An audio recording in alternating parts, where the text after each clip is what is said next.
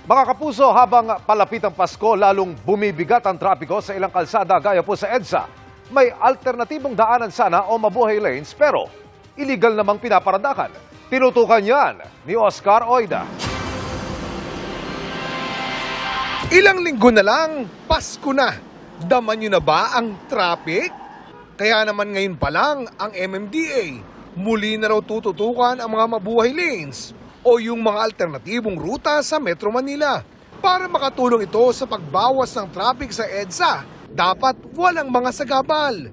Pero nang bagtasin namin ang ilang mabuhay lanes kanina, may mga nakaparadang sasakyan na nagiging dahilan ng pagsikip ng daloy ng trapiko sa lugar. Babala ng MMDA.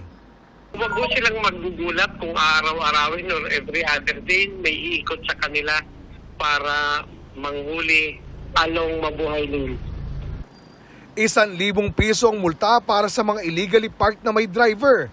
Papatak naman sa 2,000 piso ang mga unattended illegally parked vehicle.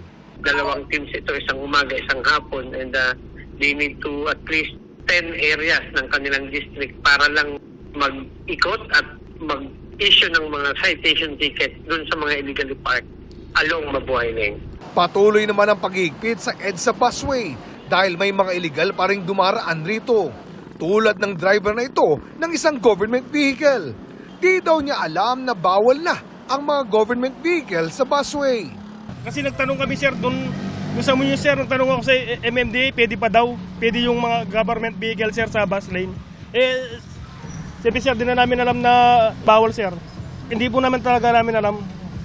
Kasi nagtanong po ako dati dyan, hindi ko naman alam na bawal na pala ngayon. Pero pinagmulta pa rin siya. Magkano sir, magkano? 5K po.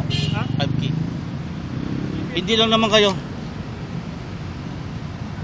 Pasensya na po, kabaho lang po talaga. Mula pa noong 1 linggo, lalong pinaigting ng MMDA ang kampanya kontra paglabag sa EDSA busway. As of 3 p.m. kaninang hapon, umabot lang sa 65 na sasakyan ang nahuli. Tuloy-tuloy po yung ating operations dyan at hindi naman po na tigil. Pababa na po ng pababa yung violations. Para sa GMA Integrated News, Oscar Oida, nakatutok 24 oras. Mga kapuso, samahan nyo kaming tumutok 24 oras. Bisitahin at mag-subscribe sa GMA Integrated News sa YouTube.